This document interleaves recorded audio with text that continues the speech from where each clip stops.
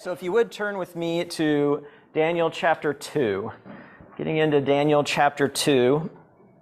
If you'll remember from last week, we just finished off with chapter 1, and the end of which we've seen that God, that although these terrible things have happened to the people of Israel, they've been taken into captivity. We learned that all along it was actually Yahweh orchestrating these events. He wasn't defeated by Nebuchadnezzar or the gods of Babylon. Rather, it was God who had orchestrated it in the first place. It was God that gave the vessels, the people, over to Nebuchadnezzar and allowed them to be taken into the land of Shinar, to Babylon.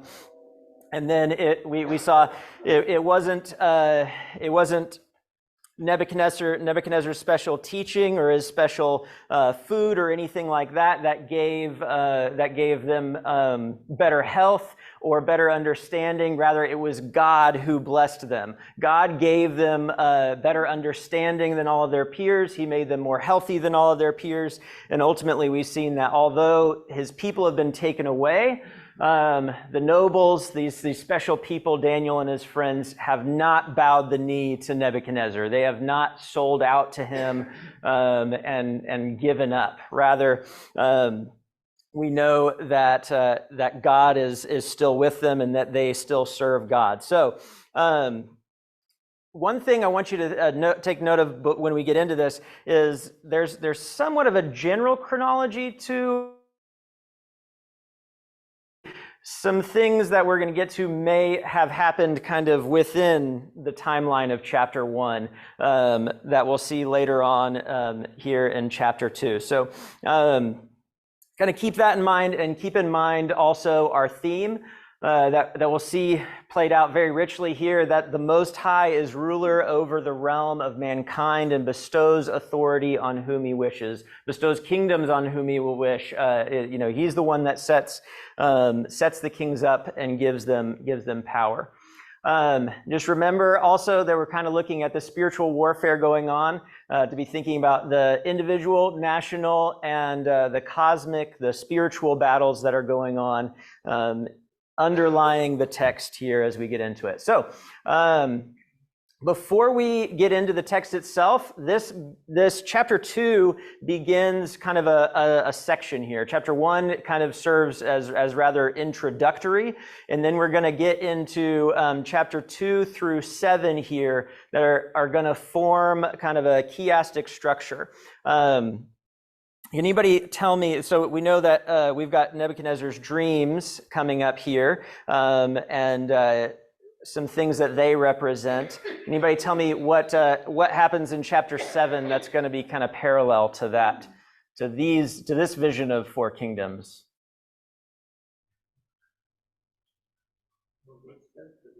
No, you weren't supposed to read it, but I don't know. If you can think of another vision that has to do with 4 special things that happens later.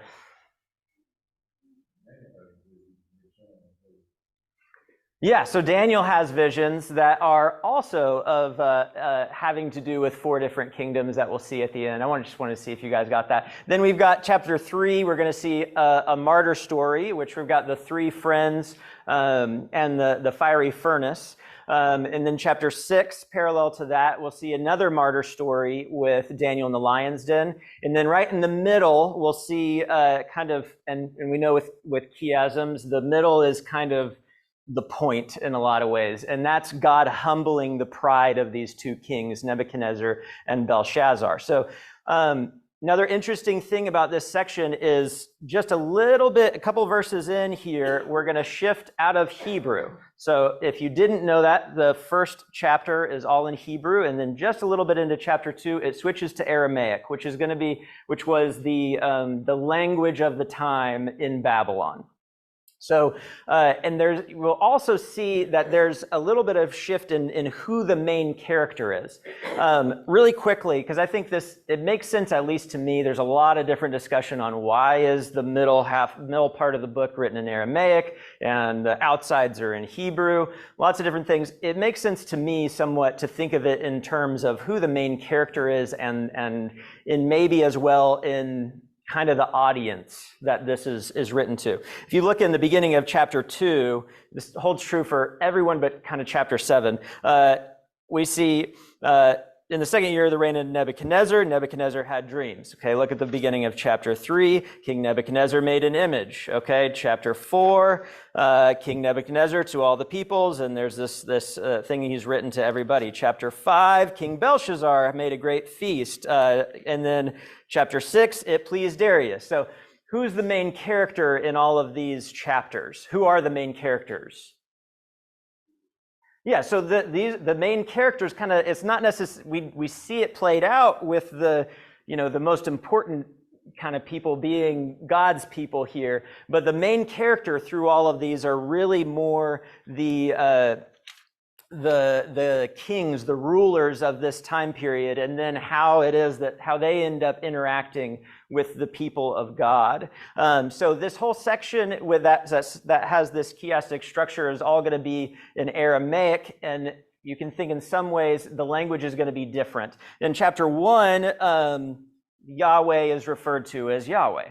We're going to see a lot of God referred to in a lot different ways, partly because they're not speaking Hebrew, but also because you can kind of see the maybe different audience played out here and how God is referred to. So we'll see that a little bit as we get into it. So let's start out with reading the text here of chapter 2. If somebody would read chapter 2, verses 1 through 11. Now in the second year of Nebuchadnezzar's reign, Nebuchadnezzar had dreams, and his spirit was so troubled that his sleep left him. The king gave the command to call the magicians, the astrologers, the sorcerers, and the Chaldeans to tell the king his dreams. So they came and stood before the king. The king said to them, I have had a dream, and my spirit is anxious to know the dream. The Chaldeans spoke to the king in Aramaic, O king, live forever. Tell your servants the dream, and we will give the interpretation. The king answered and said, Chaldeans, my decision is firm. Do not make known the dream to me and its interpretation. You shall be cut in pieces, and your houses shall be made an ash heap. However, if you tell the dream and its interpretation, you shall receive from me gifts, rewards, and great honor. Therefore, tell me the dream and its interpretation. They answered again and said, Let the king tell his servants the dream, and we will give its interpretation. The king answered and said, I know for certain that you would gain time because you see that my decision is firm. If you do not make known the dream to me, there is only one decree for you. For you agreed to be blind and corrupt words performed before the time of change. Therefore, tell me the dream, I shall know if you can give me its interpretation. Chaldeans answered the king and said, There is not a man on earth who can tell the king's matter. Therefore, no king, lord, or ruler has ever asked such things of any magician, astrologer, or Chaldean. Down through 11. Down through 11, I'm sorry. It's a difficult thing that the king is blessed. There's no other who can tell the king except the God whose dwelling is not with the flesh. Okay, so thank you, Mark. We'll go ahead and get into it. First thing I want to ask is just what are your observations? What first jumps out to you from the text?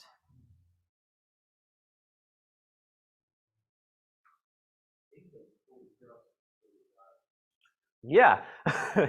King has a little bit of a trust issue with all of his various types of diviners and wise men and all of these different people that he brings in to answer his dreams. Not very trusting of them. Yeah. What else do you guys notice?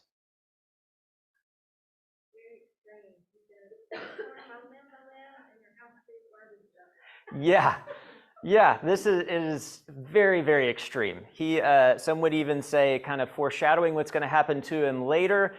What kinds of things on earth tear other things limb from limb? Yeah, beasts, animals do that to each other. People are not supposed to be doing that to each other. So we kind of see a little bit about Nebuchadnezzar there. He's very extreme about it. He's very anxious about it. This matter is very, very important to him. For some reason. What else do you guys notice?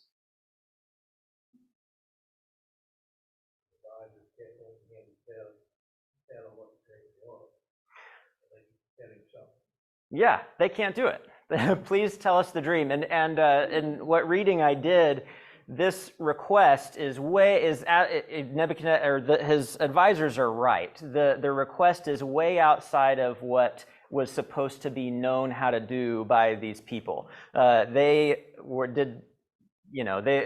would ever have expected them to do this kind of thing. They would have taken little pieces and put it into this code language, or tried to read some entrails or something like that. That's the type of dream. But yeah, they can't do it, and say that nobody on earth can do it. Any other observations? What else?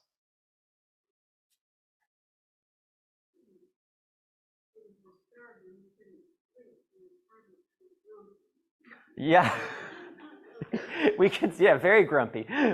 He's disturbed, he can't sleep, he's grumpy, and it definitely shows. So let's kind of get into the text. We're going to touch on all of those things that you've mentioned so far, but first let's kind of start with the beginning. When is it that Nebuchadnezzar has this dream? In the second year of his reign, which would be about what year? 604, 603, something around there, depending on how you count it. But yeah, at early time in Nebuchadnezzar's reign, he's got a lot of success. He's conquering nations. But we're going to see God is going to choose this time to kind of intervene in his life and maybe begin to do the humbling that he's going to do. If it's the second year of the reign of Nebuchadnezzar, where does it put this? If he ascended to the throne either just before or very soon after taking Israel in 605 and these events of chapter 1 happening, where does that put it in terms of Daniel and his friends? Yeah, so very likely Daniel and his friends are still in Babylon school. And we'll see some things that kind of hint at that. For instance, Daniel isn't one of the ones that's called before the king later on. He was back over somewhere else, and he doesn't find out about it until they're coming to wherever he's staying to kill him and his friends. So yeah, Daniel is still in Babylon school when this is happening. He hasn't kind of gotten the status of standing before the king yet, like we see at the end of chapter 1.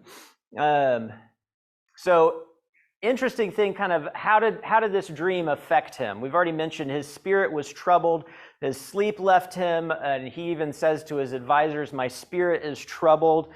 Can anybody want to think about why would Nebuchadnezzar be so troubled about this dream?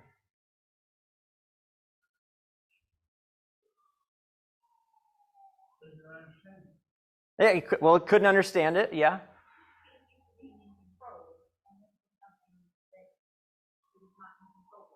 Okay. Yeah, it's outside of his control. He's used to being in control. Yeah.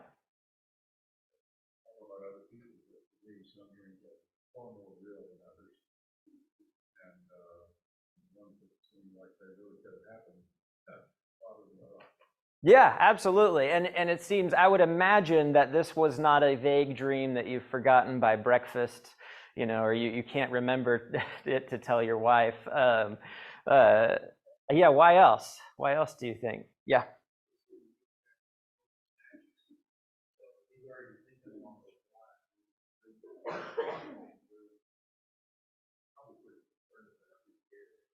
Yeah, so and what was that statue representative of, that kind of, to jump ahead a little bit? Like what?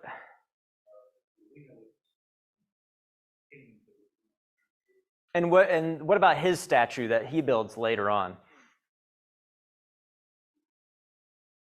Kind of like his hubris, like everybody bow down and worship me. It's a statue of myself. Not to jump ahead too much, but he clearly did not get the point of the visions that he saw. What did you think about it? This, or was there another one over here? Oh yeah, David. Well, the statue in his dream is not built digital white. It got the foundation in there, clay and orange. Yeah. Depends on how the orange is installed, it wouldn't be a different. when we find out from Daniel's interpretation later that quality of it is definitely not very strong. So maybe the contents of the dream as well are a little bit kind of disturbing. Like, what is this? What else? And we can imagine that a dream that God gives you that's supposed to be a revelation is probably pretty distinct. Probably more distinct and memorable than any of the dreams that we have. But I want to notice we only know of this one dream that happened, but in verse 1, what does it say? Nebuchadnezzar had dreams. So do you think he just had this dream one time? No, this is probably God is giving him this dream over and over again, unsettling him to where he has got to figure out the interpretation of it. I have got to know what this is. You also know at the end of the dream, again, not to jump ahead, but this statue gets destroyed by this rock that becomes a mountain. So there's some kind of destruction happening. What is the main concern of, and why would Nebuchadnezzar have any concerns in his life? What is the main concern of the person who has been crowned king over the entire world? Losing his power, right? So we have a very anxious Nebuchadnezzar who has ascended to the throne. He's only 2 years in. At the beginning of anybody's reign, you're mostly concerned. We even see it in David's reign, in securing your reign. Okay, being sure that you are truly in control. You're not about to lose it. In the kingdoms of the world, they kill each other. They stab. All this kind of stuff. So you can imagine that Nebuchadnezzar could even have a little bit of an idea of what this might have to do with. The images given here, there are other writings that compare different nations to different types of metals from around this time. There's other statue imagery and things like that. So there's some idea he could kind of get that this is something to do with me. And plus, if he is getting this dream over and over again, you can see him being even more unsettled. Like, I got to know what this is. I'm being sent a message, and I want to secure my kingdom and be sure that I keep the throne. The kind of the heavy is the head that wears the crown idea. So that's kind of exemplary of the nations of the world, right? The goal is to get as much power as you can as the ruler, and then to keep it as long as you can. So you can see how he would be troubled by this, and is going to, he goes out of his way. He doesn't just grab some Chaldeans. He doesn't just grab some magicians. He grabs everybody. The magicians, the enchanters, the sorcerers, and the Chaldeans. All of them are summoned. Yeah, Pete. Well, along with that, he was considered to be king of kings. So that would exalt him even more. Yeah. So he is at the top. He has nations below him. And he's going to learn, though, that although God has set him as King of Kings, there's a King of Kings or est out there, even above him. And yeah, we discussed that. So why is he so anxious? We can see a lot of reasons for that here. So what do the wise men ask Nebuchadnezzar to do in order to help them interpret the dream? Yeah, at least tell me what it was. Be reasonable here. We have to know what the dream is to interpret it. But why do we think, though, that Nebuchadnezzar would be insisting on them telling him both the dream and the interpretation? I think he knows they've been playing. Yeah, that very well could be. That he knows they've been playing him. He even, whether or not his accusation is founded or not, because we see he's saying that he's going to tear people's limb from limb, and probably sounds like destroy their families and homes as well. It doesn't seem like somebody in his right mind. But he does say, it says, where did it go?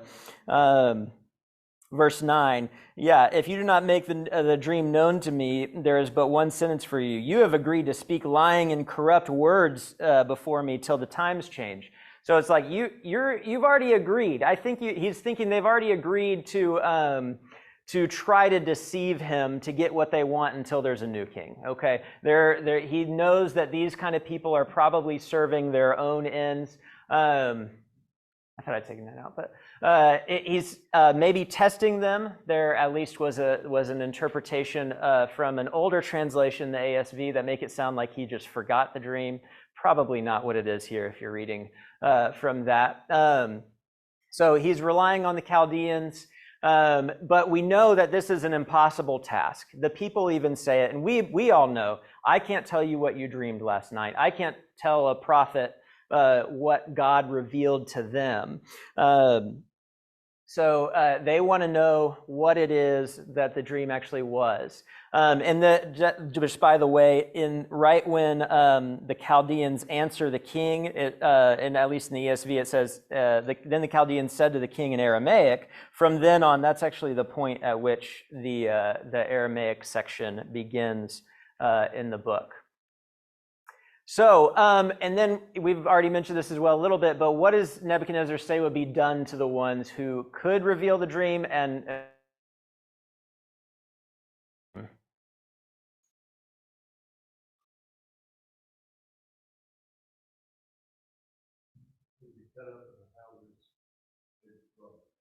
yeah, and what about those that could?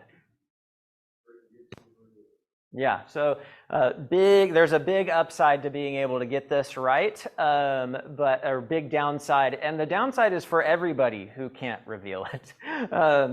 So Daniel's gonna work to prevent this later on, but some pretty horrible things he's going to do to Daniel's colleagues. We've already said this a little bit as well, but what does this say about Nebuchadnezzar's character? He's ruthless. Is this guy that maybe he's got a good heart somewhere deep down? No, this guy is evil. He is evil. He's going to destroy these people and their houses and their families for not being dreamed last night. Yeah, go ahead.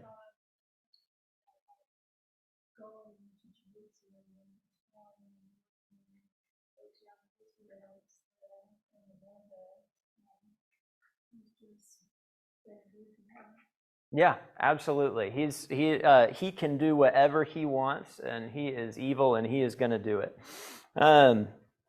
Yes, sir. After the Chaldeans, without having to know the dream, I can't help but think that this request that Nebuchadnezzar came up with was not something that goes on all the time. You just give me the dream and the interpretation at the same time. I think God must have made this request for him to act so that Daniel could come on the scene to prove that God.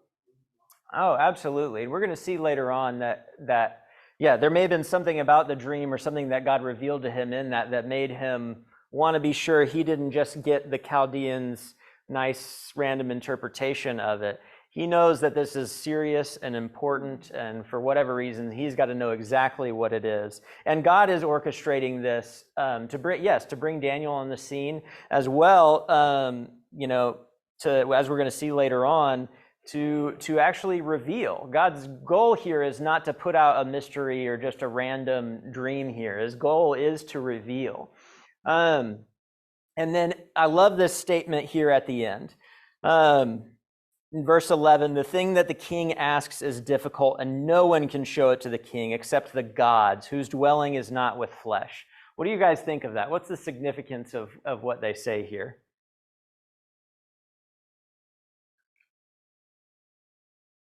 Yeah, Mark. The Egyptians who, on seeing actual miracles, said, "This is the hand of God," or the finger of God. Yeah, when so they're basically revealing, like, look, the only way this can be done is by divine intervention. yeah, and there's a lot that that reminds us of back in Egypt in those times. But yeah, the first couple plagues, they can reproduce, right? But then they're like, Pharaoh, dude, this is not tricks. Like, we can't do this. This is only the hand of God. That's exactly right. What else is significant about this? So his dwelling is not for the flesh. That's a very interesting statement because Israel had a God that did dwell among them. Yeah. He removed himself from them, and that's why they're that part. Yeah, yeah. That's the first thing that jumps to my mind. But Yahweh does dwell with us. We have, and in different ways throughout time, and even here, we're seeing, they are saying the God's dwelling is not with flesh, but later on, do you remember, or I don't know what Daniel is going to be described as a number of times? Someone in whom is the spirit of the gods. Someone in whom the spirit of the gods dwells.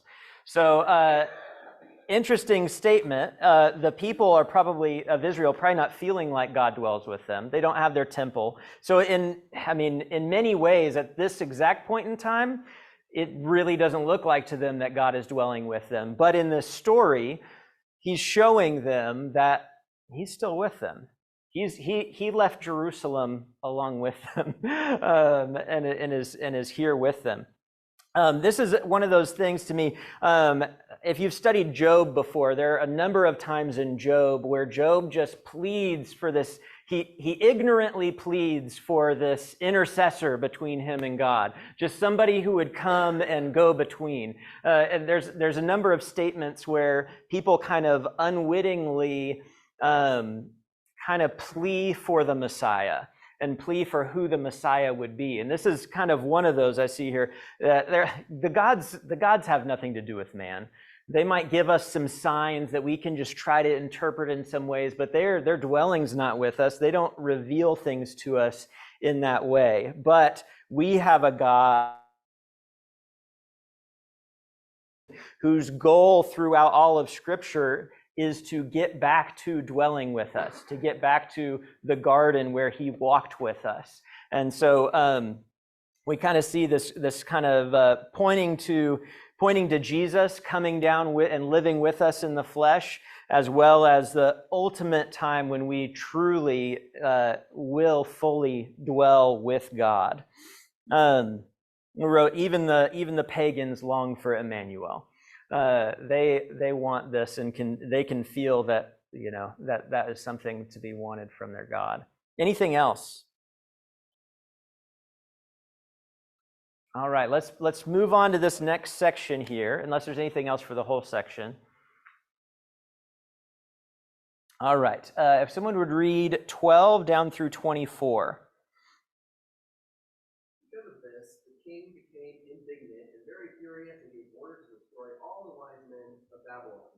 The decree went forth that the wise men should be slain. They looked for Daniel and his friends to kill them. And Daniel replied with discretion and discernment to Arioch, captain of the king's bodyguard, who had gone forth to slay the wise men of Babylon. He said to Arioch, the king's commander, "For what reason is the retreat from the king so urgent?" And Arioch informed Daniel about the matter. So Daniel went in and requested of the king that he would give him time, in order that he might declare the interpretation to the king.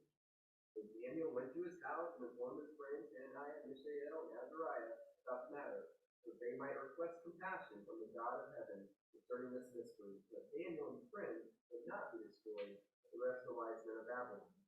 And the mystery was revealed to Daniel in a night vision, and Daniel blessed the God of heaven. Daniel said, "What the name of God power belonged to him. It is he who changes times and epochs, who removes kings and establishes kings. He gives wisdom to wise men and knowledge to men of understanding. It is he who reveals the profound and hidden things, and he who knows what is in darkness, the light dwells with him. To you, O God of my fathers, I give thanks and praise, for you have given me wisdom and power. Even now you have made known to me what we requested of you. For you have made known to us the king's matter." Yeah, through 24. Therefore Daniel went into Arioch, whom the king had appointed to destroy the wise men of Babylon. He went and spoke to him as follows: "Do not destroy the wise men of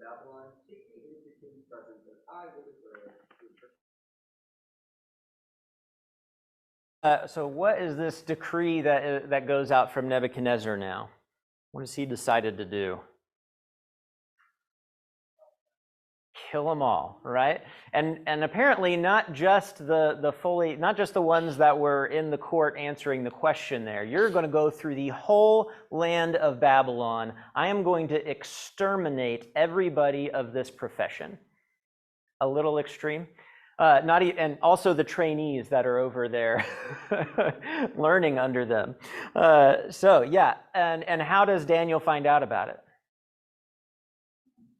Yeah, when they come to his door with the sword. And it's kind of amazing. He somehow gets them to, I don't know if they were going to be rounding them up and then making a display of killing them all or something. The killing yet. And Daniel is actually able to stop it. What do you see about what Daniel does? What does it say about what Daniel does about this? Before that, when Arioch knocks on his door.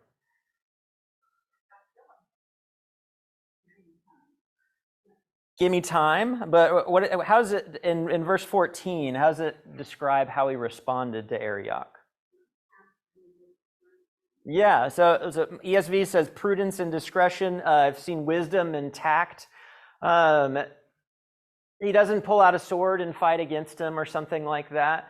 Again, we've already seen Daniel do a similar thing once before, where he very wisely and shrewdly kind of negotiates with the steward to get the different food. And now, again, he's showing his wisdom in how he handles this situation. Already, what's Daniel's reputation got to be for him to listen to him here?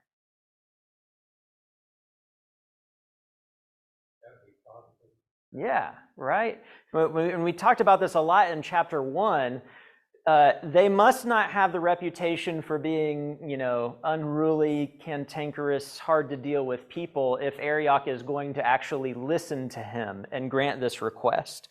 What do you think about what Daniel does?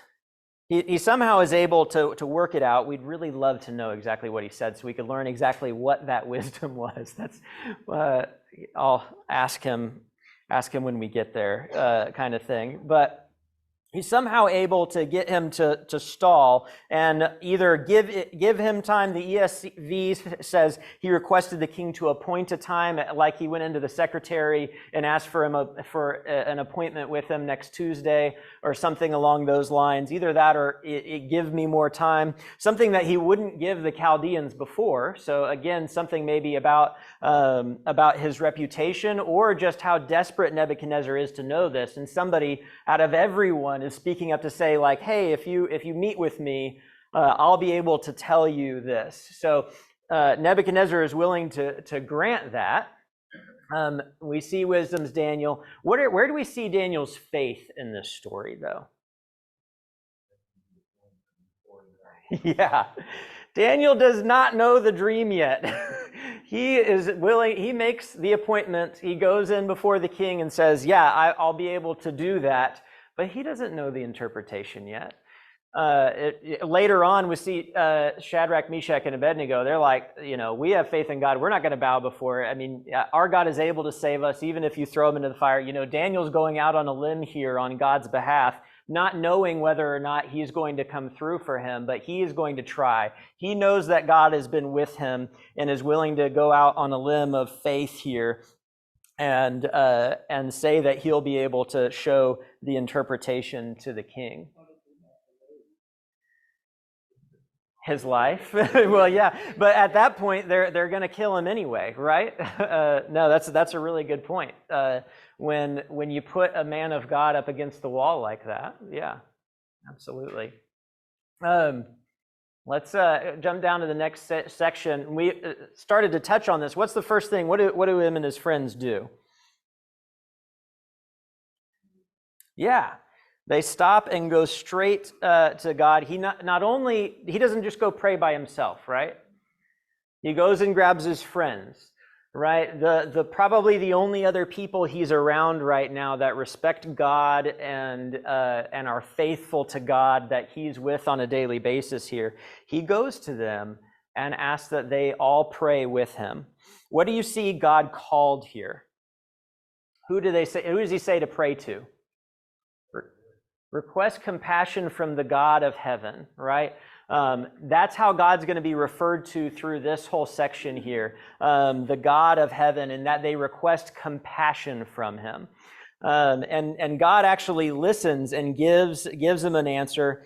And so then Daniel, what do you think, Daniel, if this was you and God went ahead and revealed it to you?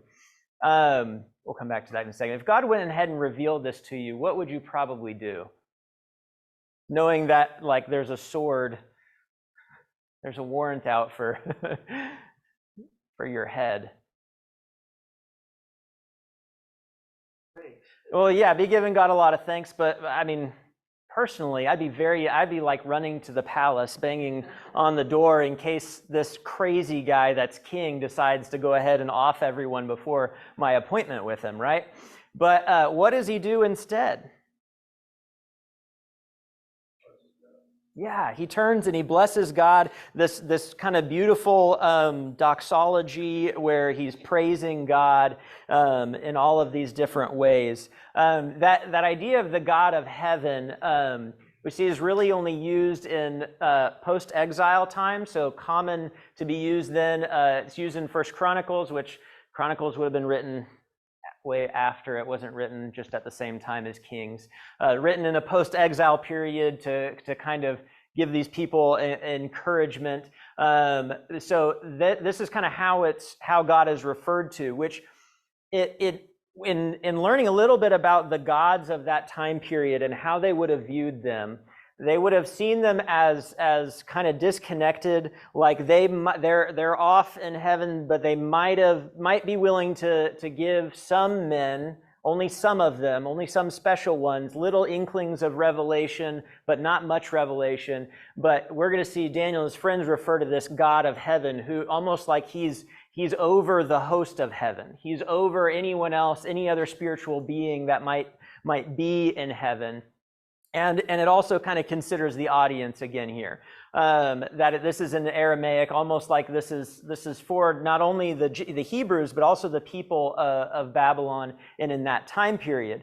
You remember how, I kind of think of this similar to how Paul addresses the Areopagus. He doesn't get up there and say, Yahweh did this and this. They wouldn't know what he's talking about. He said, by the way, I saw this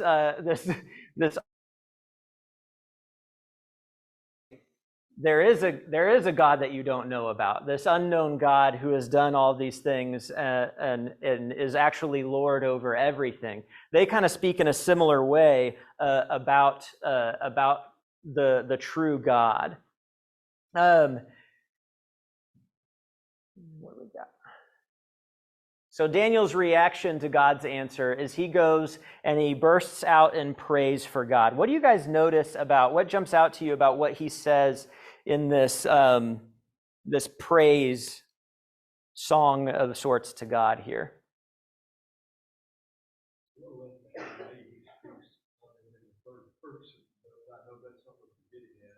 He talks about, probably asking about he removed God, kings, and set up. But he knows, recognizes that even the king.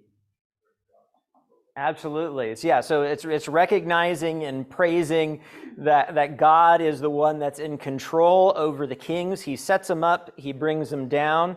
What else does he do? He is a God who reveals, and that's going to be mentioned multiple times through this. Their idea of gods then was maybe they might give you something really cryptic that you could find somebody really smart to kind of maybe figure out. But that's not the God that we see here. Here we see a God who reveals deep and hidden things. This was not God trying to confuse Nebuchadnezzar. This is God trying to reveal something to him intentionally, and making sure that it happened and that there was a vessel there who could interpret it to him. What else do you see? It's all the action words. He changes, removes things, gives wisdom. God is the God of action, not a God of just sitting around. Absolutely. He is the one doing these things. He's not reacting to these things. He's making it happen. Yeah. Yeah. So how is Daniel going to perceive that? Pretty wise. And what does God give? More wisdom. Yeah. Absolutely. And I would say that the wise would seek wisdom. Absolutely, absolutely, and that kind of goes along with, something we see in the New Testament. To him who has, more will be given. That's right, and so we see that play out in Daniel here. He prays again, even though I be running down to the palace. We see themes of God's authority over time, history, kingdoms, which is really the theme that we have that's playing out in Daniel here. He is a God of knowing, though. Wisdom and knowing, revealing something, which is all things that the magicians, these other gods, did not do. And he also thanks him personally for revealing it to him. He makes it personal as well. You've revealed this to me. You've revealed this to me and my friends, and have given us more wisdom. Yeah, Bill.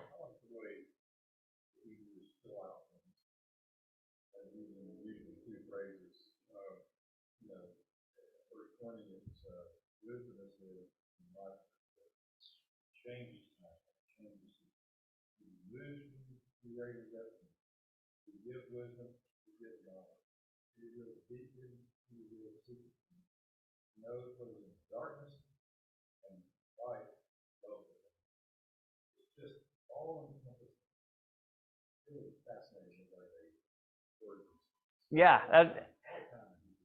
Absolutely, absolutely. And I always wonder, is that exactly how it came out when he said it? Or is it, like with Mary, did she come out with the Magnificat just off the cuff right there?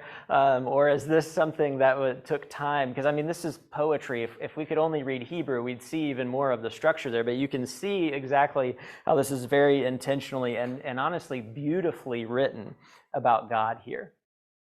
So last question here.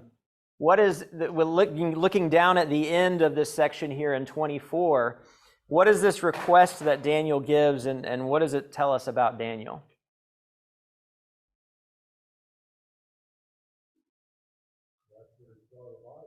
Don't kill him. Yeah, number one, again, what is he taking time to do? He stopped, he prayed, he thanked God, and then also he's like, by the way, let me first stop them from killing everybody. Let me make sure that doesn't happen. Yeah, Bill.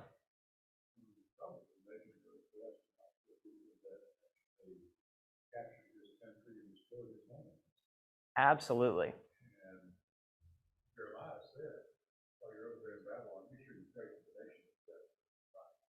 Absolutely, and he's doing that. Yeah, Byron. So he's not a psychopath, and the reason I say that is because he will encounter that those who he works to spare their life will not return the favor. They will be trying to undermine him. Absolutely. That was going to be my next question. What is his relationship with these people throughout the rest of this book? They're trying to get him and his friends killed at every turn. They're tricking a king later on into making this decree about not praying to anybody else for a time to get him thrown in a lion's den. All kinds of things that these same people are going to be doing. Not only are these the people in charge of and probably planning out and making sure that happen to destroy his homeland and take his people into captivity, but also they're going to be his adversaries at every step of the way, even though he goes out of his way. And honestly, he could have said, hey, I am the one who has the interpretation. These are all imposters. You should kill them all. And he would have had the power to do it. And it probably would have made his life easier. but he doesn't do it. He instead takes even greater risk in doing this right here when he could be going ahead and giving the interpretation. He stops and makes sure that the king does not kill the other wise men here. Yeah, absolutely. Absolutely. He goes directly against it. All right. Anything else you guys see in this? Yeah, Pete. Well, here, no good deed, a good deed does not go unpunished. And we can see that because he saved their lives. But yet, what did they do to him? They came back and tell him how that he and his friends were doing things that the king had made a decree that they went against. Absolutely. And I mean, that's a theme that we see often and spoken about. First Peter draws a lot on the idea of being in exile, and it talks about doing your good deeds so that even when they revile you, and that they would I'm going to get the words wrong. Anyway, but that they would see your good deeds and glorify God on the day of his visitation. So yeah, they're still going to revile you, but in the end, when the rubber meets the road and all things are revealed, they're going to be glorifying God because of who you are and who you have been.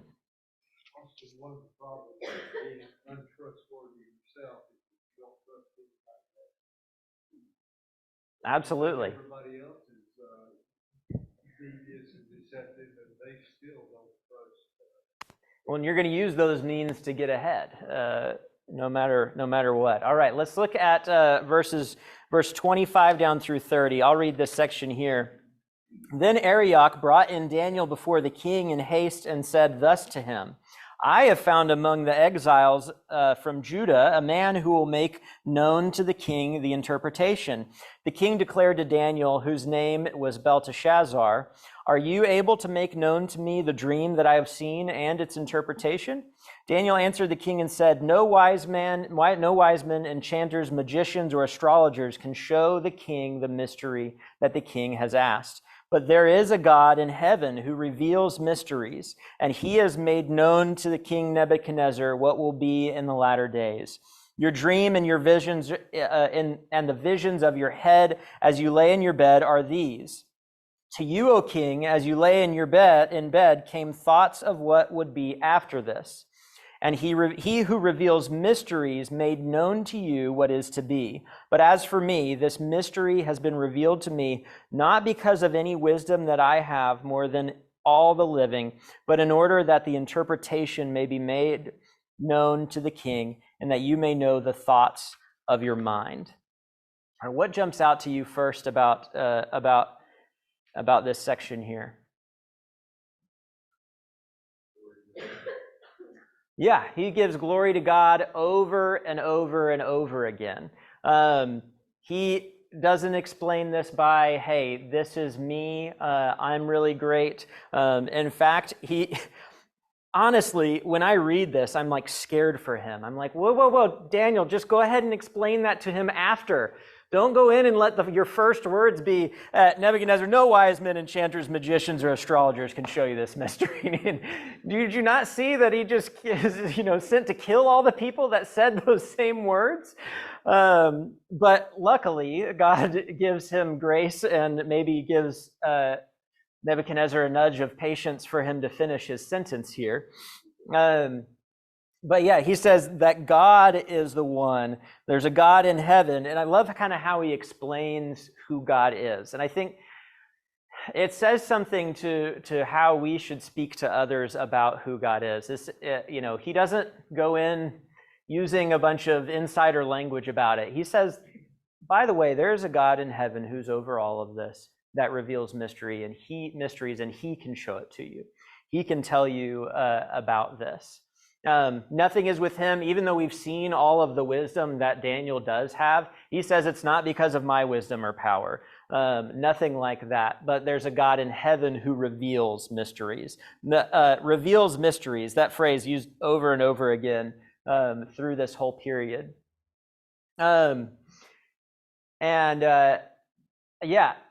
do you find it interesting how many times I already mentioned that in how he said that at the beginning there, but then he goes and says in verse 28, your dream and the visions of your head as you lay in your bed are these. And then what does he do again? He still doesn't tell him what the vision is. He just said, this is what it was, your vision, and he tells him kind of what it was about, and then again gets into the fact that this is from God. Yeah, Bill.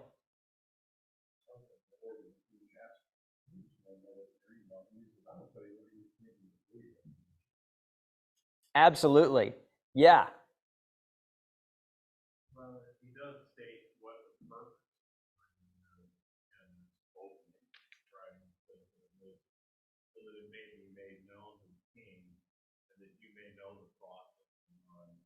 And it's like, I think that kind of confirms that Nebuchadnezzar could not quit thinking. Exactly. Yeah. It adds to the idea, and Daniel knows you've been concerned about this. You've been wondering about this and worrying about this. You've been having a lot of thoughts about it. So why would God do this? Why would God reveal this to Nebuchadnezzar?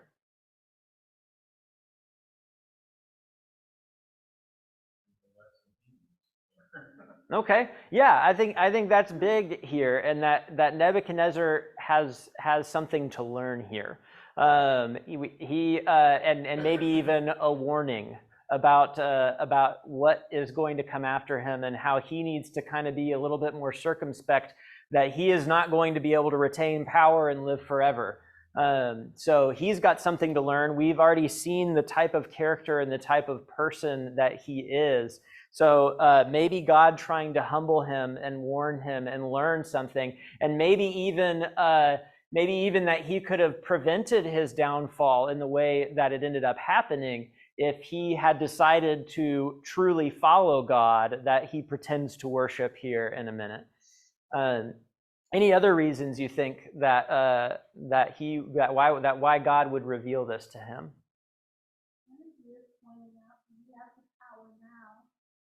Kingdoms all fall, and each kingdom is getting closer to the kingdom of God's Son coming. So there's not going to be any more kingdoms of man going up to a power grab. Yeah, and there's going to be one that's going to rule over all of it.